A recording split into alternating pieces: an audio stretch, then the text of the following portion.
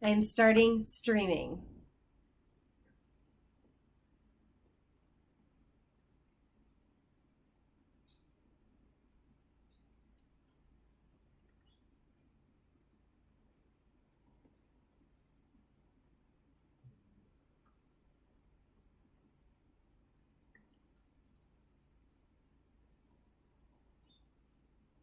Oh, hi everybody.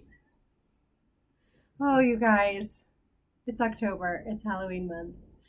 And you're going, oh, Sam's unsupervised again. Except you'd be wrong. I just was ignoring my producer.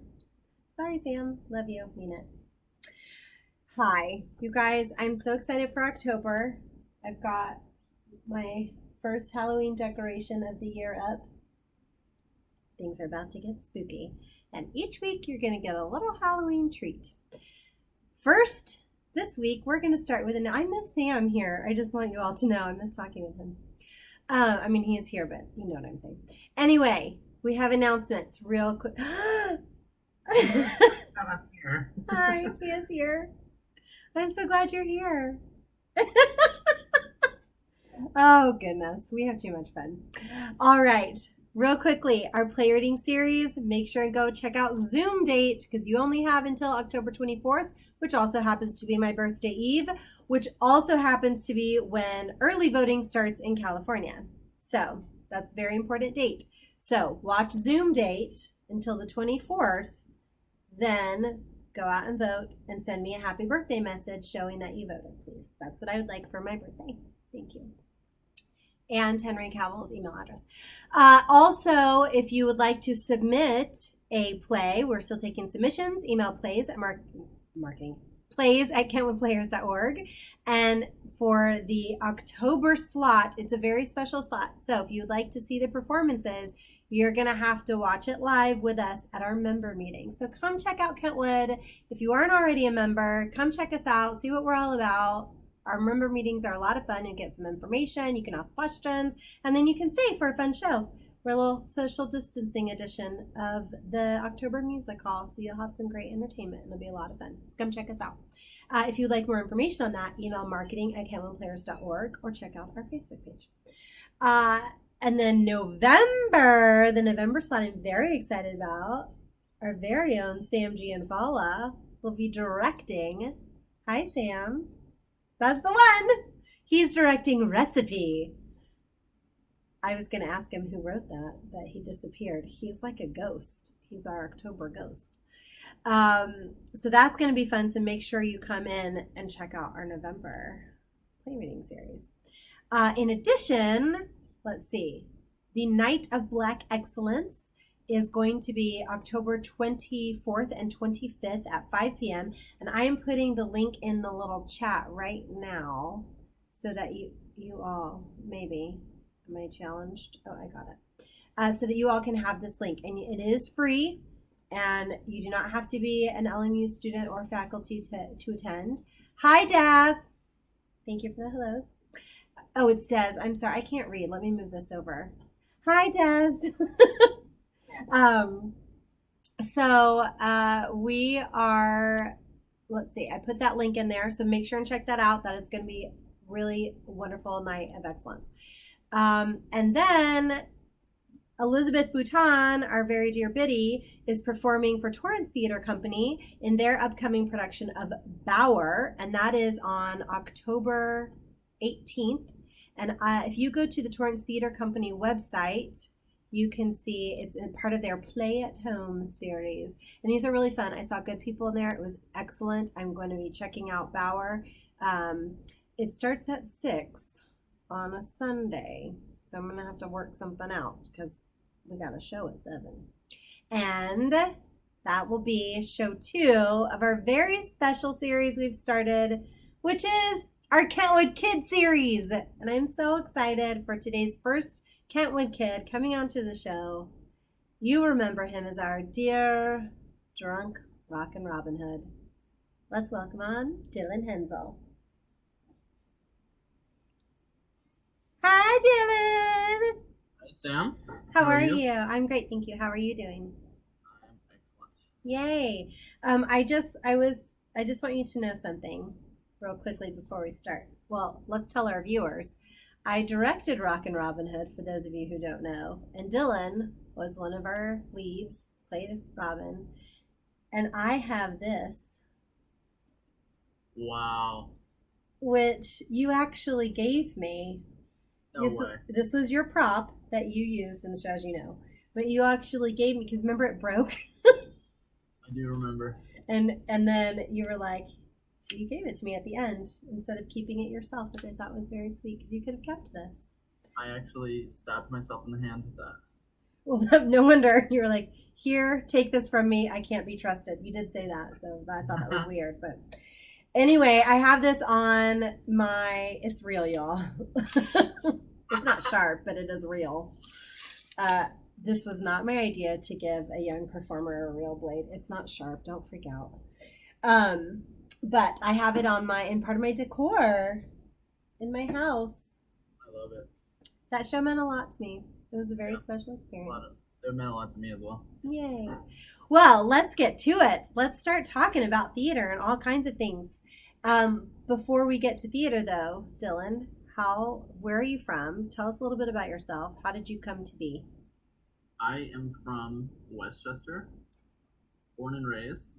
I came to be in 2000, and now I'm here, living the dream. I love it. Yeah. I love it that you are from Westchester. Our little playhouse is the Westchester Playhouse. I think it's great that this is literally your community playhouse. It is. I love that. So how did you, and also, have you registered to vote? Not yet. What are we doing as soon as this interview is over? Registering to vote. That's my boy. All right. How did you first hear about Kentwood Players, and how did you get involved with Kentwood Kids? I don't quite recall. I believe it was probably my mom saw something on Facebook, and I remember I think that I did like a workshop with you. It was like Goldilocks and the Three Bears. Oh, right. And then from there, I kind of did my own thing, and then I started with Grim Knight. Ah, Grim Knight. That was such a cute show. Mm. I love that. And refresh all of our memories. Who directed? That was Melody and Drew directed Grim Knight? It was, yes. That was great. And that was your first show? It was, yes. Do you remember auditioning for Grim Knight and what that was like? Or was that not your first audition? I guess you did the workshop, but... Yeah, I believe it was my first audition for a play, and I honestly I forget. I was 10 years old, 11 years old, and I really don't remember quite well. But it was a great experience for me. I got to meet my two closest friends, Lucas and Logan. And from there, I just kept doing it. I love that. I also am going to tell Melody and Drew that you're so traumatized from the audition you don't remember. That's how I'm going to twist it. Yeah. Do you remember your audition for Rockin Robin Hood? Just make something up. They won't know. Yeah, I do. Yeah. I don't exactly remember. I remember going against Joseph Olivas and what's his name? Oh my God, Javon. Yeah.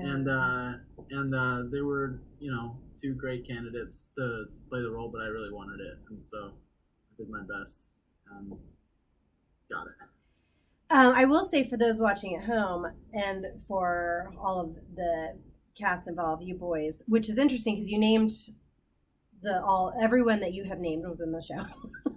and what ended up happening was I cast that whole group as the Merry Men. I just want you to know that was the one show that I have directed that has given me the hardest time casting.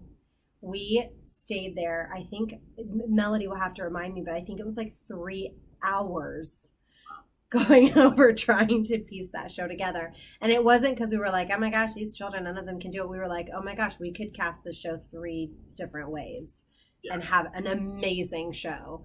So, and it was a great show. We It had a was. good time. Everyone played their role brilliantly. It was just fabulous. Yay. Yeah, I love that show. So let's talk about, so you're 10 years old. You do Grimm for the first time. You had done, what did you say, it was Gingerbread Lady? No. Gin, what was the workshop? Goldilocks. Goldilocks. That's, Gingerbread Lady is the show Drew directed for the main stage. Oh my gosh. Okay.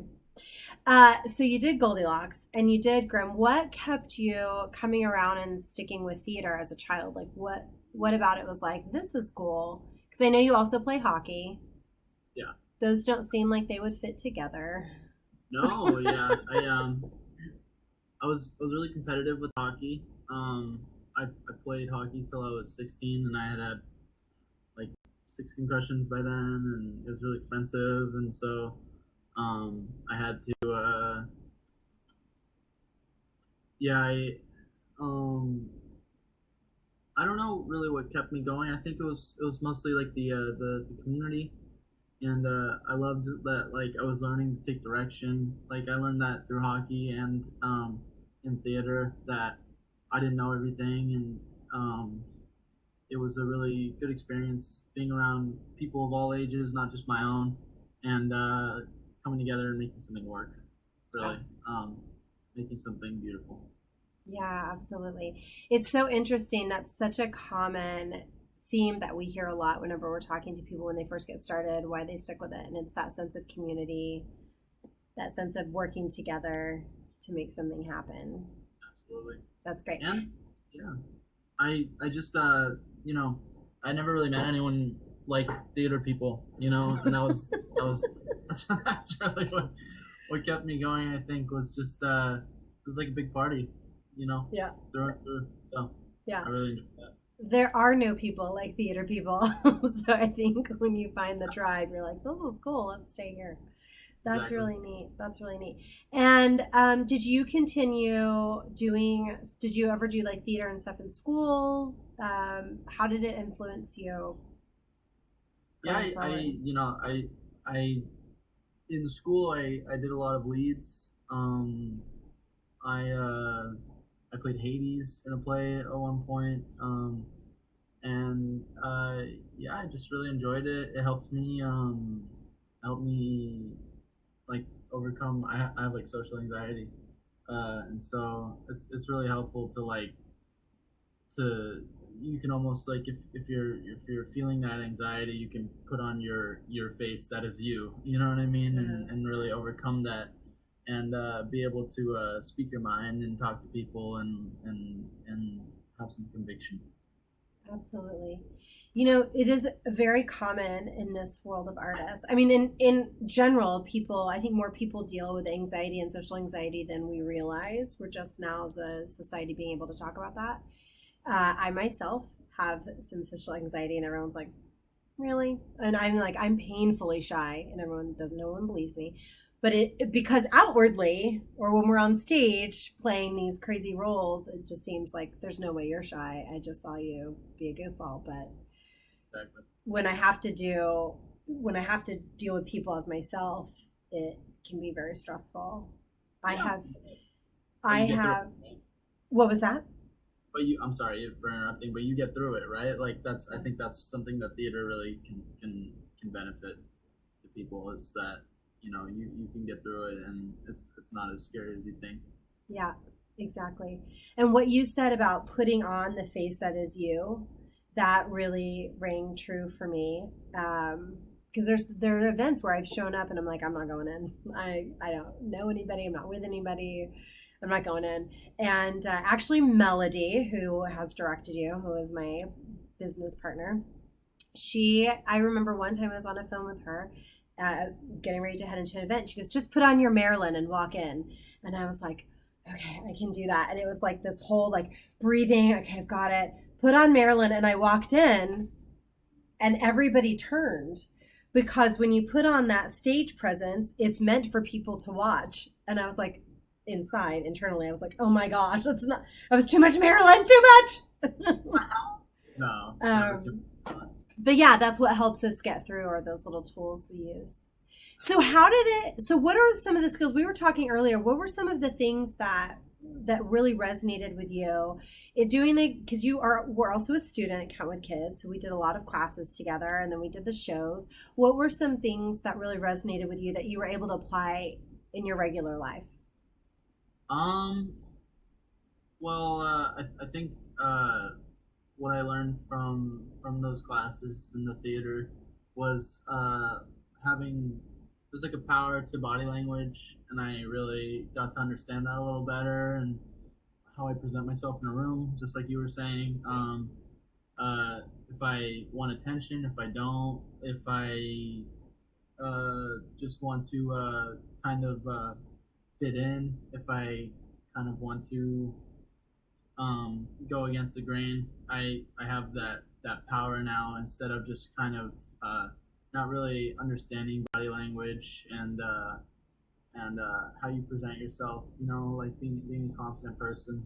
That's really key in this world. I think even in other facets of life, like business or marketing. There's so many things that you can learn from theater that really benefit every other part of your life.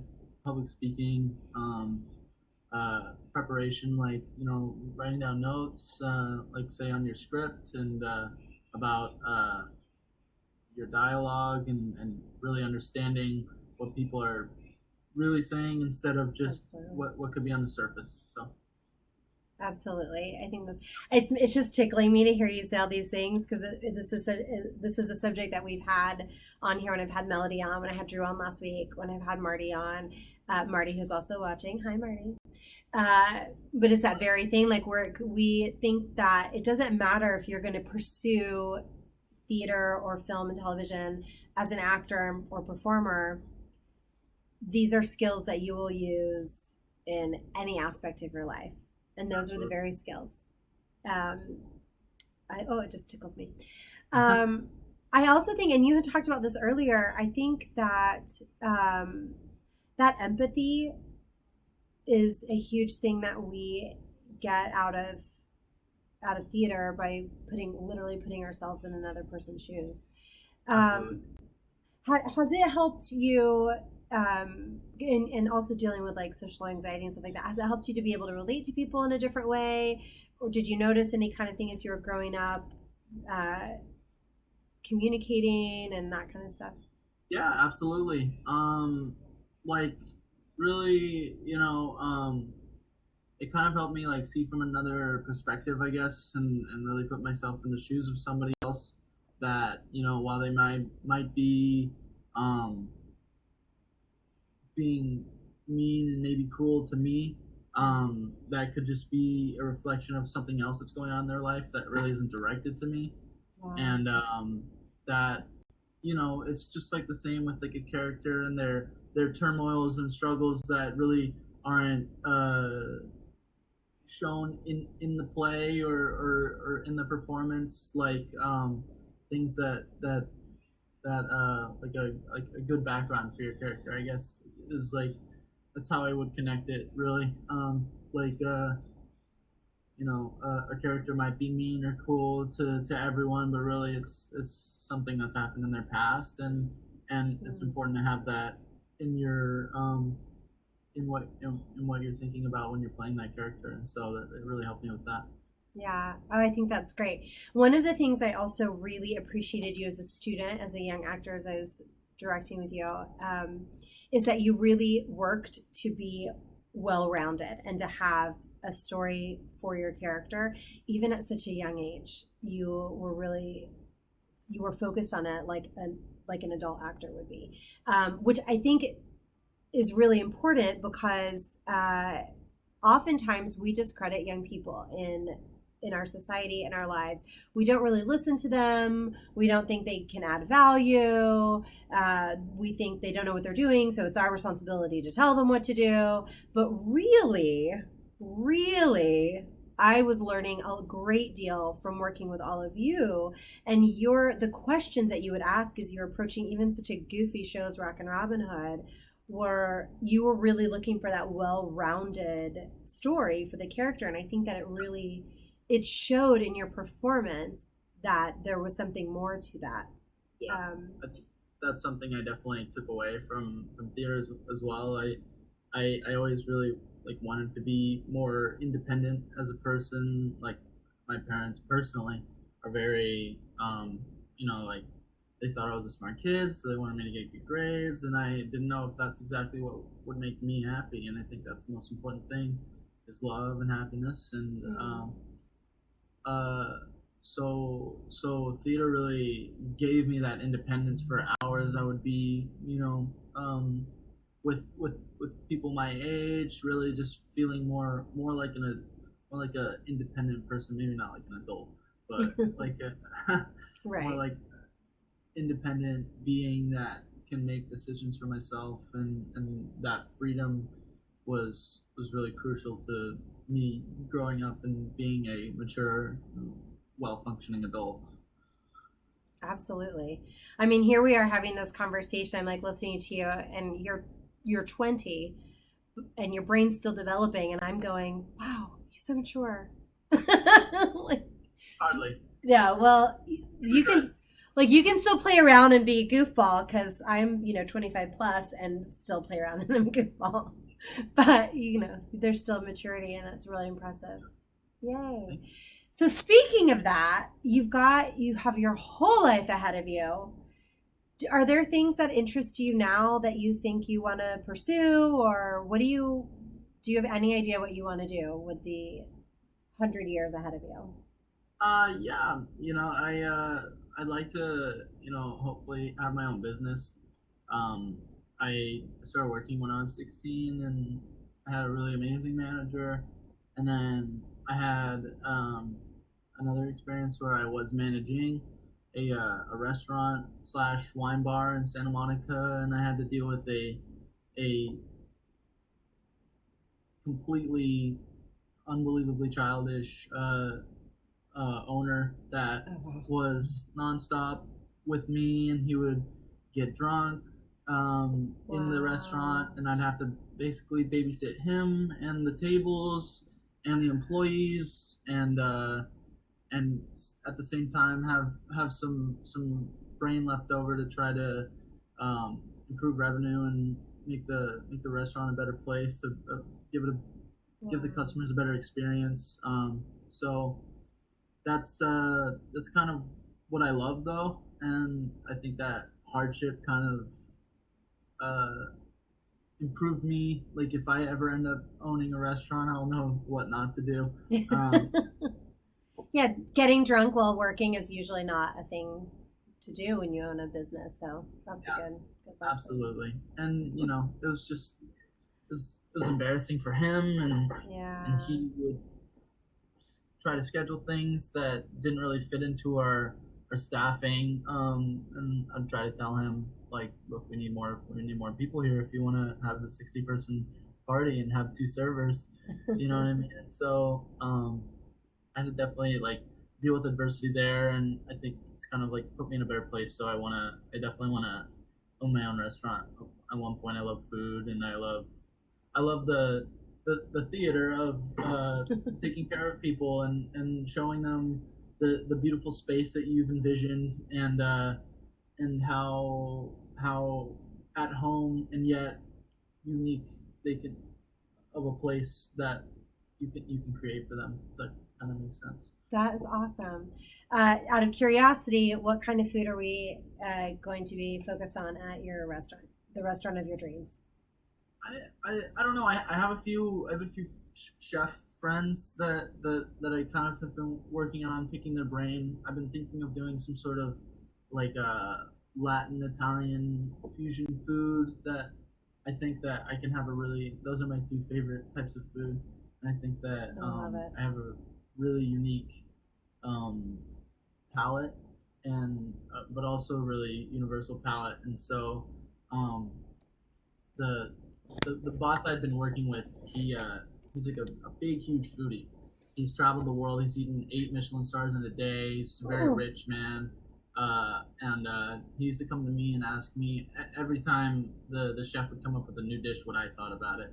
Oh, I think that wow. gave me a lot of confidence in uh, in in my ability to taste food and tell if people would really enjoy it. And so I'm gonna use that skill or talent or innate ability or whatever I have to try to create something really to really knock people's socks off, I guess. I love that. That is wonderful. Mhm. I'm really excited. When you get that up and going, we'll have you back on to plug that, Awesome, but thanks. only if we get free Absolutely. food. I think that's wonderful. One of the things I think is really exciting about having, our Kentwood Kids on is here, like some people have, as you know, have stayed in the craft and have followed it. And then some people like yourself are venturing in another direction, which is great. And I just really love hearing about like how you're influenced by your experiences and and then how you've taken that into another realm. And I think that's really cool to hear. Even the way you're speaking about it, you can hear the foundation of what you learned in theater affecting how you are going for. That's super cool. Absolutely, yeah. That's It great. was it's a gift. Absolutely. I love that. Um, so also I wanted to touch on really briefly, and I'd asked permission to do this because I wanted to see how you're doing because what was it, a year ago you had this accident? About yeah. About a year ago. A little over. Um, and so I'm not going to go into details, but he had a rollerblading accident which left you in the hospital. Yeah. For a But long you're recovering well, correct? yes. Yeah. And how from going through that recovery and stuff, how's that affecting like where you are and your life, or do you feel like you're done, you're healed, you're great, let's move on? No. It's different. I before the accident, I was in the best shape of my life. I was working out 6 times a week, and Oh, wow. I was really like lean. I watch a lot of like bodybuilding competition. I think the Oh, composition of the human body is very beautiful, and I think it's like a very endearing quality in somebody that they can have the discipline to be able to eat correctly and make time outside of their day to day life to be able to make yourself what you see as the most beautiful version of yourself. mm, And so was very confident and very I you know I was very confident and very I was on a good track, and that kind of like veered me off for a little bit. But also I learned a lot from the experience. I learned that I while at one point in my life I have been really appreciative of everything that the world has brought me, the beauty of it, and the conversations with people. I feel like I had maybe like lost a little bit of that, mm. and being bedridden and really like having what they call brain fog, which I still have a little bit, but really kind of made me appreciate what I had before and what I was missing now, and so while it took a little bit, now I have something to work off of, I guess I would say. Yeah. Wow, that is really. I mean, I hope that all of us can take a little bit of that and just appreciating when we are in good health. Just And waking up in the morning and smelling the air and I can't smell anymore. That's one thing that's really wow. yeah. I guess you can bruise your olfactory nerve and it hasn't come back and it might not ever. Oh, But there's a lot of wow. emotion connected to smell and Yes. like with food tastes different for me now and so I've had to like adapt and but but really like just waking up and breathing in the air and like looking at the world and seeing how beautiful it is or the issues you might see that just really having a positive perspective on life is just so important in any regard. I could have been paralyzed from that accident. I could have been brain dead, but I'm not. I'm here talking to you and moving perfectly fine, and that's something you appreciate every day, even if you haven't gone through a traumatic experience. Just really going through life, going through the paces is just really not for me. um, and so yeah, I've come away with a new appreciation for sure. I think that's wonderful. Yeah, absolutely. And I think you're right. Like, we shouldn't have to go through a traumatic event to appreciate life. And it's these reminders, thank you for letting me share your story, because it's these reminders, especially now in this very challenging time where we're dealing with a pandemic, we're dealing with a crisis in our society, and a few of them. And it's to try and also remember why we're living. So I think Yeah, that's great. One of our viewers, kind of going back into your lifelong plans, uh, I say lifelong with a little tongue in cheek, because we can always, our life is so full, and who knows where it's going to take us. And we switch around, to do, some people don't, but some of us switch around to do all kinds of different things. Anyway, so Susan would like to know, do you cook as well? I don't.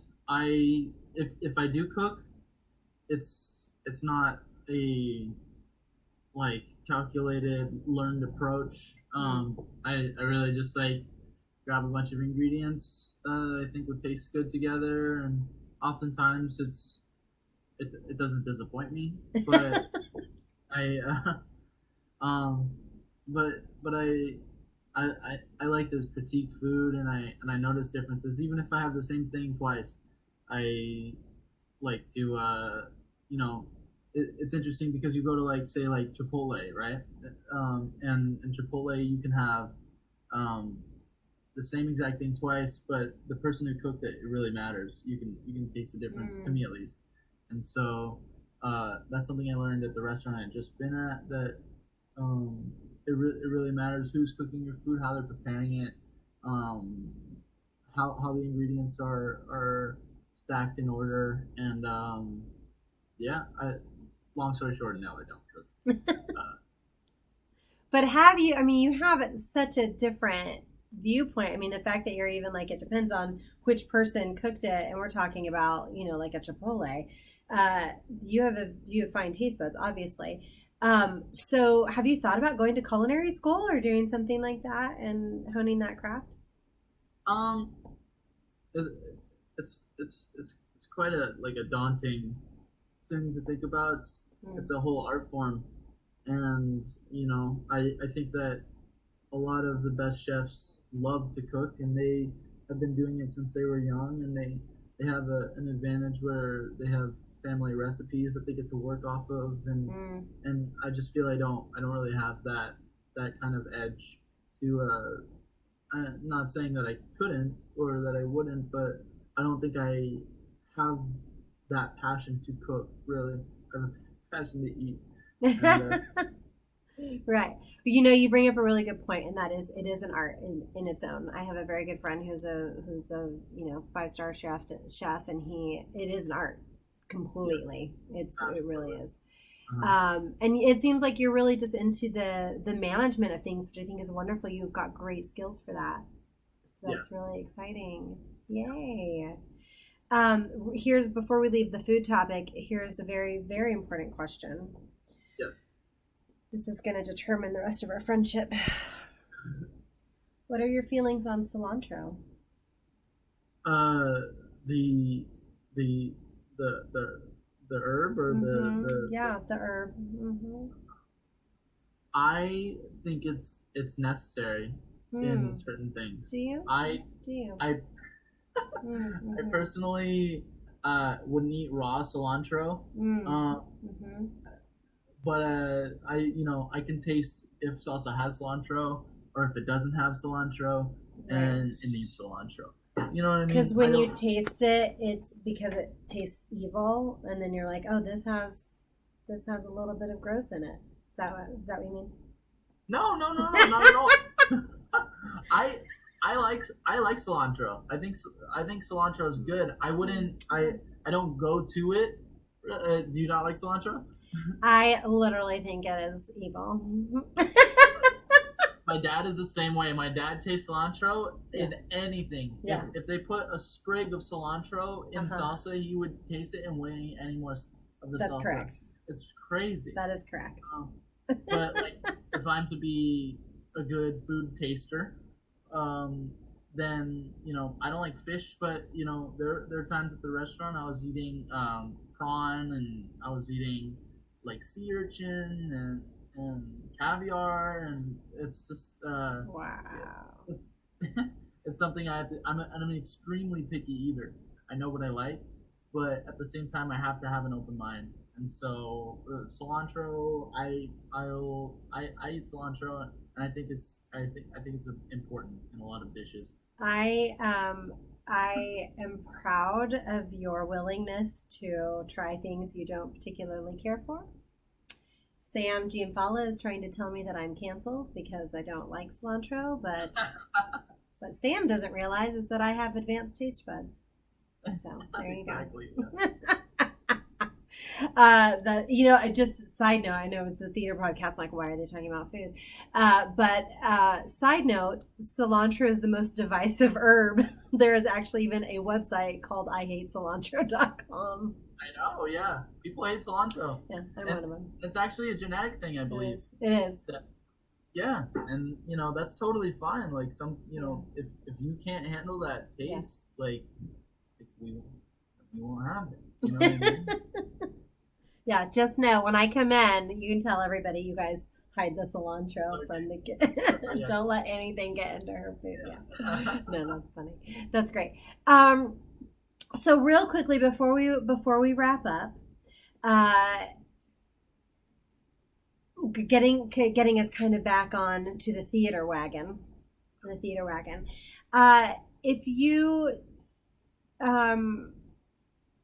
If you could encourage a young artist who is thinking about trying a class or going to camp or auditioning for a show or what have you, what would you say to that young person who is thinking about?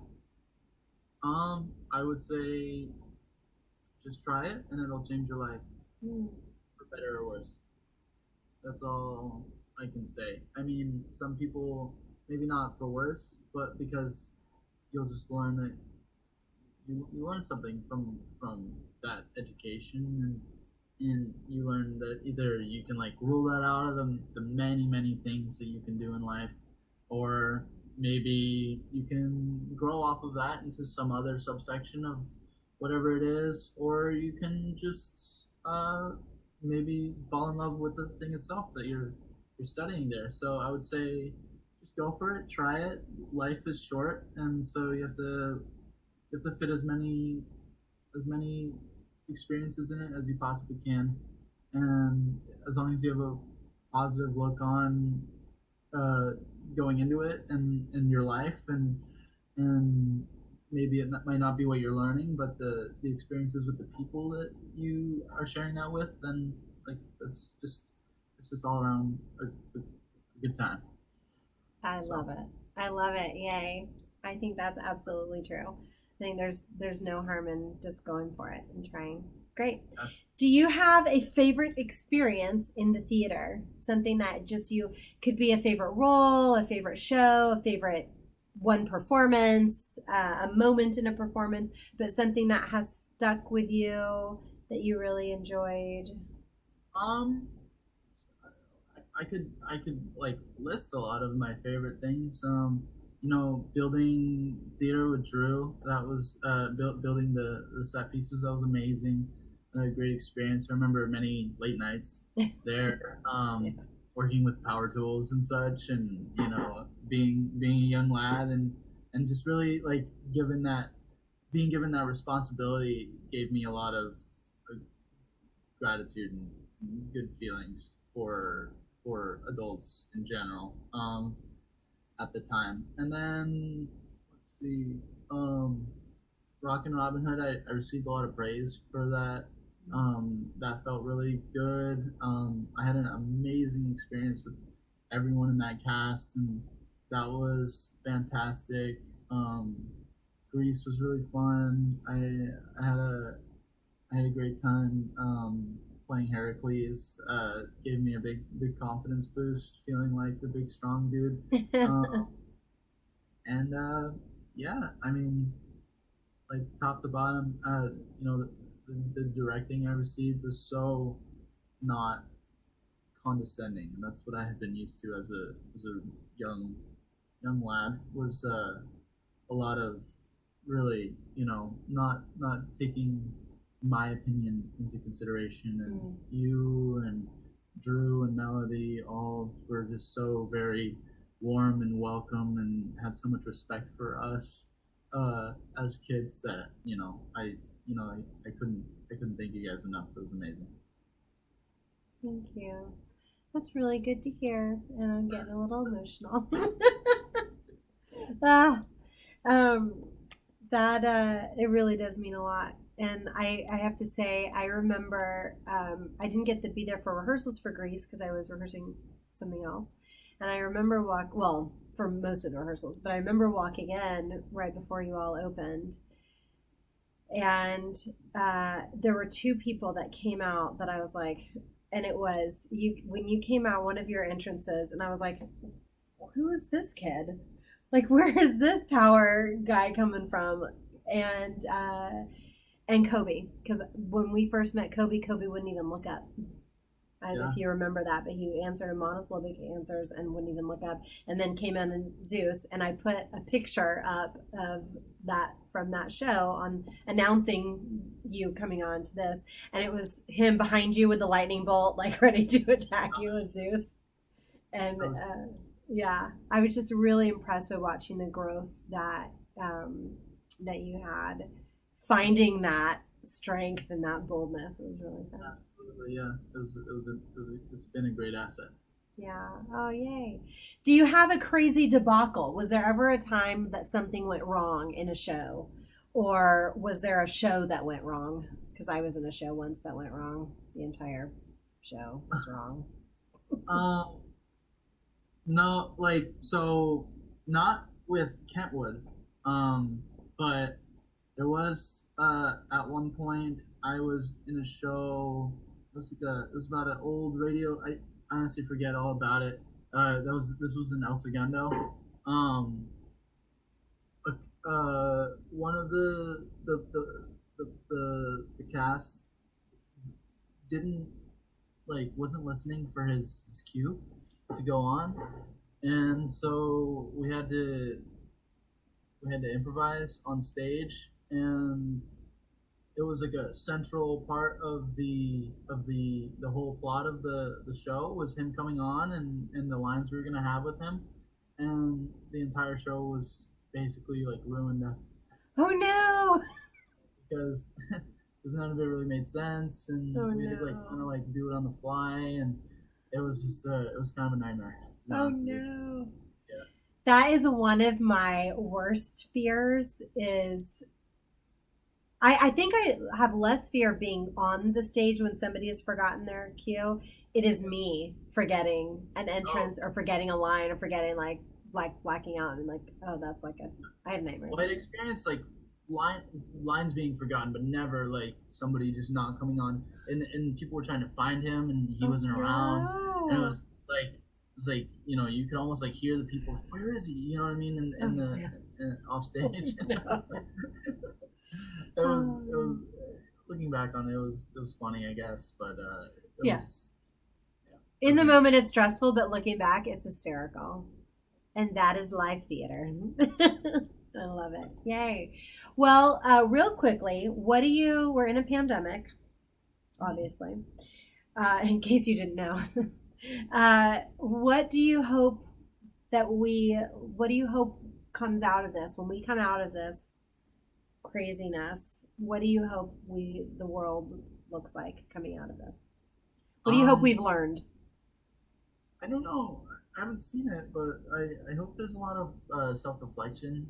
You know, I think that like isolation from there's social groups has sort of like hindered people, and then some people it's all about your perspective on it. But I play like video games, for instance, and there's a lot of like racism and sexism, and it's horrible to hear that. You know what I mean? But Yeah. and it's really like I don't know. I just wish everyone could come together and love each other.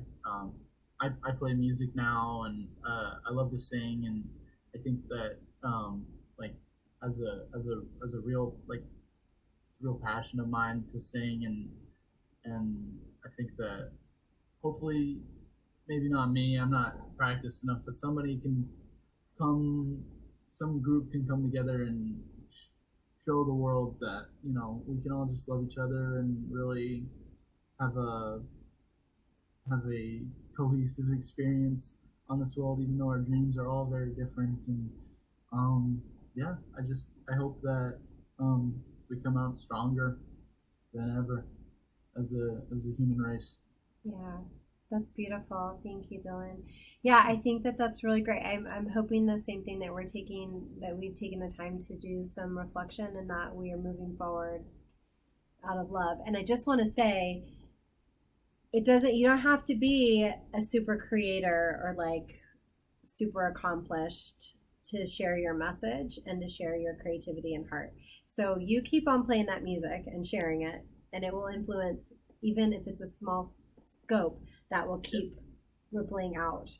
And so I think it takes all of us to do that, and I think that that's wonderful. I hope that you will come back and join us when we come out of this into the real world and we have live theater again, that you will come back and play with us again, either on stage, off stage, or even in the audience. Yeah. And be around. You're a very talented actor, so I do hope it's on stage, and you have a lovely voice. And Marty is on right now, and so he was our music director, and he can tell about how great your voice is. So yeah, I love Marty. He's good. I had a lot of amazing direction for him. He's a wonder. Me too. Me too. Yeah, so I hope you'll come back and join us and do that. That would be great. We'll keep you posted. And thank you so much for sharing with us about what you're doing now and how theater affected your life. That really means a lot. Pleasure. Yeah. Yay. All right, everybody, we're going to sign off. Dylan and I are going to go register to vote. You have 8 more days to do that. We're going to do it right now, though, because we're not going to wait 8 days. Are we, Dylan? And we'll see you next week. We've got another wonderful Kentwood kid with us. We are going to be visiting with Grace Rector. We're going to be talking about the new book that she's writing and all the stuff that she's doing in DC. Wow. So stay tuned for that. And keep sending us all of your announcements and everything, because we want to see your shows and what you're doing. And thanks for watching. We'll see you next week. Bye.